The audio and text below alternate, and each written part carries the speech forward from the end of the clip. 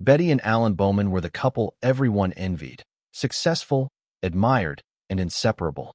But beneath the polished smiles and picture-perfect life, Betty was counting down to something far darker. Over 10 meticulously planned days, she transformed from a betrayed wife into the mastermind of a chilling, calculated murder. What began as heartbreak became obsession, and what ended in silence would leave an entire town questioning how well they truly knew the woman next door. Betty Bowman was the kind of woman people noticed for all the right reasons.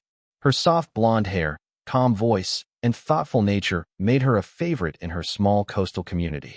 She volunteered at local shelters, organized charity events, and never missed a Sunday service.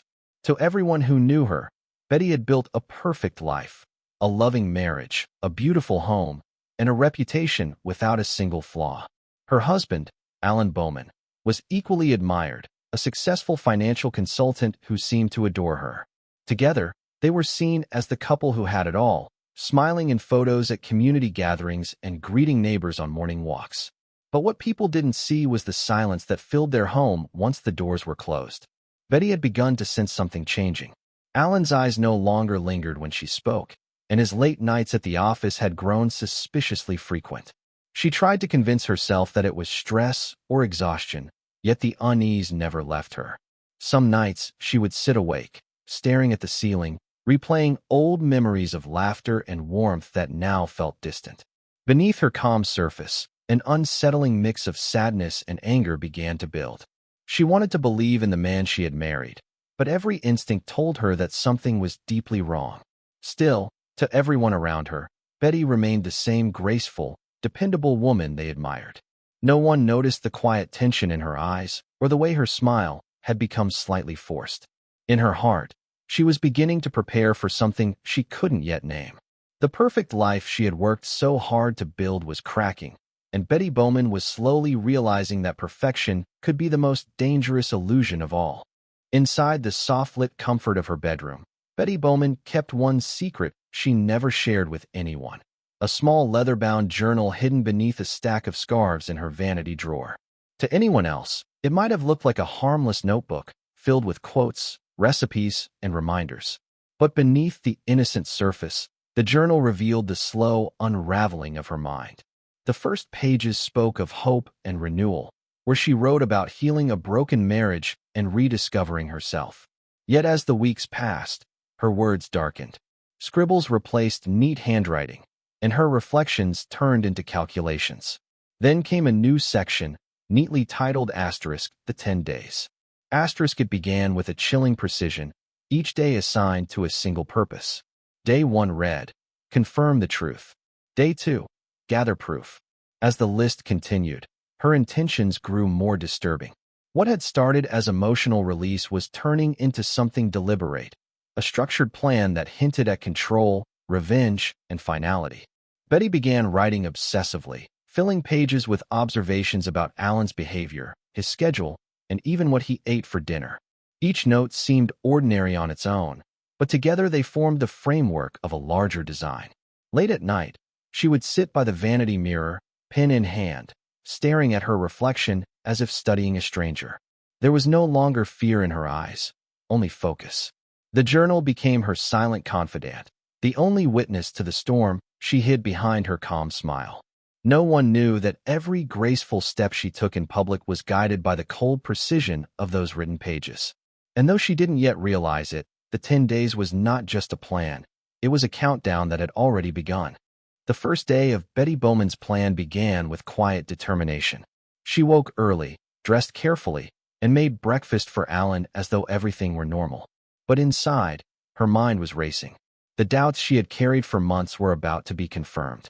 When Alan left for work, Betty sat at his computer, her hands trembling slightly. She knew his passwords by memory. Trust had once been the foundation of their marriage. Within minutes, the truth appeared before her in cold, undeniable form. There were text messages between Alan and his young assistant, Grace, filled with affection and secret promises. Hotel bookings matched the dates of his business trips.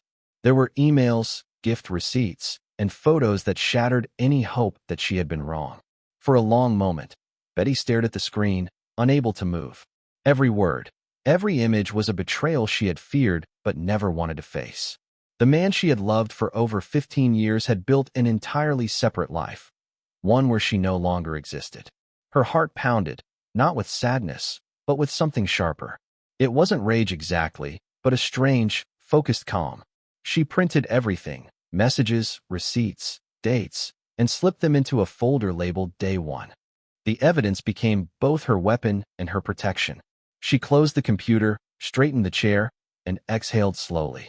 In her journal, she wrote a single line. Asterisk, Day 1 complete, truth revealed. Asterisk, that night, she cooked dinner as usual, greeting Alan with the same gentle smile he expected. He didn't notice that she watched him a little too closely, memorizing every detail of his face. While he laughed about his busy day, Betty's mind was already moving forward to Day 2, where the plan would quietly deepen. By the second day of her plan, Betty Bowman began to reinvent herself. To anyone observing, she looked calm and radiant, as if the spark in her marriage had finally returned. She made Alan's favorite dinners, complimented his work, and even laughed at his jokes with genuine timing. Her performance was flawless. Neighbors saw the two of them together in the garden and remarked that they looked happy again. No one could have guessed that Betty's smile had become part of a mask, one she wore with precision. Inside, she was calculating every move, watching Alan's habits closely, studying the rhythm of his days and nights. The journal on her vanity now contained new pages marked with exact times, patterns, and observations. Each entry felt like a small victory in her private war. While Alan believed their marriage was healing, Betty was using the illusion to her advantage. She ordered items online under different names: gloves, glass containers, a prepaid phone, and bottles labeled as cleaning solutions. She paid in cash whenever possible, ensuring nothing could be traced. When packages arrived, she hid them in a locked chest in the garage, right beside old family decorations no one ever touched. Her movements became rehearsed. Even her tone of voice softened to perfection. In public, Betty was a picture of reconciliation, but in private, her thoughts grew sharper, colder. She told herself that she was only doing what was necessary, reclaiming the control she had lost. At night, she would glance at Alan sleeping peacefully beside her and feel an unsettling sense of detachment, as though he were already gone.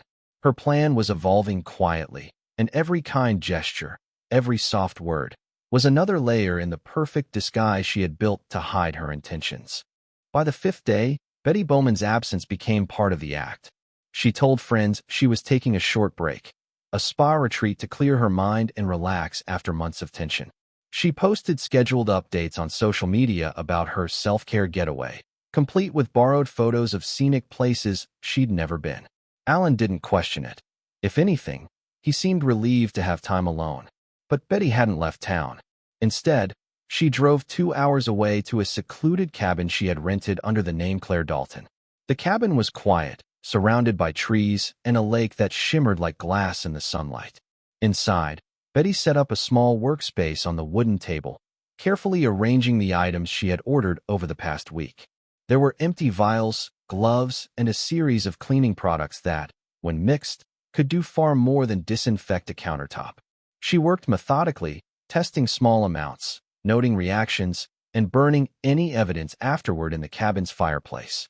The smell of chemicals mixed with the faint scent of wood smoke as she recorded every detail in her journal. Her entries became shorter but more direct. Test successful, time noted, safe to proceed. When she wasn't working, Betty walked by the lake, her mind clear and cold. She thought about the years she had given to Alan, about the quiet ways he had diminished her, and about how invisible she had felt in her own home. Each thought fueled her resolve. The cabin became her sanctuary, a place where she could think without pretending. By the time she drove back to town, her plan was no longer a fantasy written in a journal. It was real, tested, and ready for the next step. On the 7th day of her plan, Betty Bowman transformed her calm calculation into action. Using the prepaid phone she had purchased weeks earlier, she crafted a message that would change everything. Pretending to be Grace, Alan's assistant and secret lover, she typed a text written in Grace's casual tone, filled with the same abbreviations and playful phrasing. The message invited Alan to a private weekend at the lake cabin, the one Betty had rented under a false name. She sent it late in the evening when she knew Alan would be alone in his study. Within minutes, she heard the faint chime of his phone from across the hall, followed by the sound of his chair scraping back. Betty listened as he replied, excitement barely hidden in his hurried footsteps. Later, when he mentioned a sudden business trip, Betty nodded without question, even helping him pack a small bag. She kissed him goodnight and smiled as he promised to be home soon. The next afternoon, she drove ahead of him, parking her car deep within the forest path that led to the cabin. From a distance, she watched his headlights approach through the fog, the vehicle moving slowly toward the small house by the lake. When he stepped out and called for Grace, his voice echoed against the water, confused, uncertain. Betty remained hidden, her heartbeat steady. In her journal, the line for that day was already written. Day 7. The meeting begins. As Alan entered the cabin, unaware of what waited inside, Betty turned and disappeared into the trees. The moment was not impulsive. It was the execution of a plan she had built with precision and patience. The trap had been set perfectly, and there was no turning back. 3 days after Alan Bowman left for what he believed was a secret getaway, his car was discovered abandoned near the edge of the forest. The engine was off, the doors unlocked, and his phone lay on the passenger seat, wiped clean of messages and contacts. To everyone who knew him, the disappearance was baffling. Betty Bowman appeared heartbroken. She called the police, filed a missing persons report, and answered every question with trembling hands. Cameras captured her tearful plea during a televised press conference, her voice breaking as she begged for her husband's safe return. The community rallied around her, bringing meals, flowers, and comfort. No one doubted her sincerity. She seemed fragile but brave, the perfect image of a grieving wife. Detectives searched for clues, combing through the woods and surrounding lake, but nothing concrete surfaced. They interviewed Grace, Alan's assistant, who swore she hadn't seen or spoken to him in days. She appeared confused when told about the text inviting him to the cabin, insisting she never sent such a message. Meanwhile, Betty played her role with chilling precision, offering full cooperation while subtly guiding suspicion elsewhere. She suggested that Alan might have run off, overwhelmed by financial stress or guilt. Her performance was so convincing that even investigators hesitated to question her integrity. Behind her composed exterior, Betty monitored the investigation's every move, knowing that the absence of evidence worked in her favor. Each night, she wrote short notes in her journal, reminders to stay calm, to appear vulnerable, to remain consistent. The plan she had crafted so carefully was unfolding exactly as intended. While the world pitted her, Betty knew she had achieved what few could: complete control over the story and over the man who had once betrayed her. When search teams turned their focus toward the lake, the illusion Betty Bowman had built began to weaken. After days of dragging the water, divers surfaced with a single object, Alan's wristwatch, still ticking faintly beneath the mud. The discovery reignited public attention and gave investigators a reason to look deeper. Soon, they traced the cabin rental back to a fake name that matched Betty's handwriting. The pieces that once seemed unrelated started to connect. Detectives obtained a warrant to search her home, and what they found changed the direction of the case. Hidden in her vanity drawer was the leather-bound journal, the same one she believed she had concealed too well. Inside were 10 sections, each titled and numbered. The pages detailed every step she had taken leading up to her husband's disappearance. There were notes about supplies, timing, and even observations about the weather near the lake. At the bottom of the final page, investigators found one short line written in neat, deliberate handwriting. The water hides everything. It was no longer the journal of a heartbroken woman. It was a roadmap to murder. Forensic teams analyzed her purchases and confirmed the presence of certain chemicals linked to tranquilizers. Witnesses recalled deliveries she had accepted privately, and one clerk remembered her insisting on paying in cash.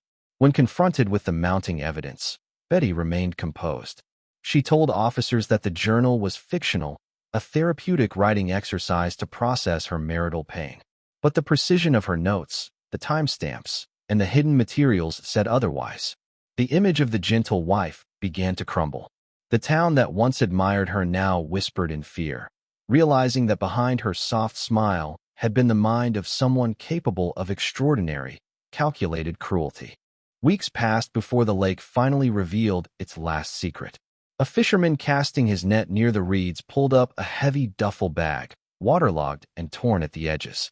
Inside were men's belongings, a wallet, fragments of clothing, and a small glass vial marked with a faded label, *Day 8. Authorities quickly linked the items to Alan Bowman, and the discovery reignited the investigation that had begun to lose momentum.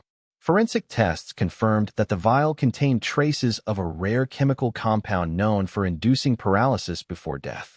Investigators returned to Betty's journal, finding that her notes aligned disturbingly well with the evidence. One page described an 8-step involving a dose and a time frame that matched the toxin's effects exactly. The journal, once dismissed as symbolic writing, now read like a confession. Still, Betty refused to waver. She maintained her innocence in every interview, insisting that the journal was simply creative therapy, a fictional outlet inspired by true crime books she had read. But the lies began to fold under pressure. Surveillance footage placed her near the lake the night Alan disappeared, and her car tires matched tracks found by the forest path. When detectives presented her with photographs of the duffel bag and the vial, Betty didn't cry or shout. She simply stared, as though seeing the conclusion of something she already knew was inevitable. Her calmness unsettled even the most seasoned officers. To them, it was the look of someone who had planned every detail and accepted the outcome long before it happened. The story she had built to protect herself was collapsing, piece by piece. The truth she had tried to bury underwater had surfaced, carrying with it the proof that Betty Bowman's 10 days plan had been executed to perfection. 10 days after Alan Bowman's disappearance, Betty's plan reached its final chapter, though not in the way she had written it. Detectives arrived at her home in the early morning hours, the sound of their knock echoing through the quiet neighborhood. Betty opened the door in her robe, calm and composed, as though she had been expecting them. She was arrested without resistance, her expression unreadable as cameras flashed outside. The courtroom that followed was filled with people who once adored her, neighbors, friends, and charity members who couldn't reconcile the gentle woman they knew with the accusations laid before them. The prosecution presented the journal as their central evidence. Each entry from the 10 days matched the timeline of Alan's disappearance with chilling accuracy. The receipts, the cabin rental, the online orders, and the chemical traces, all aligned with her handwriting and precise notes. The defense argued she was mentally fragile, that the journal represented fantasy rather than intent. But the calm, deliberate tone of her writing betrayed that argument. Betty sat through the trial without tears, showing neither regret nor fear, as if observing her own story being told by strangers. When the verdict came, the jury needed only a few hours to decide. Guilty of first-degree murder. Life in prison without parole. As she was led away, reporters shouted questions, desperate for a final statement. She said nothing, but later, during a property inventory at her home, officers found one last message scribbled in the margin of her journal. Control regained. For the town. The case became a haunting reminder of how darkness can live behind even the most polished smiles. The perfect wife had turned her pain into precision, and her revenge into the quietest storm imaginable.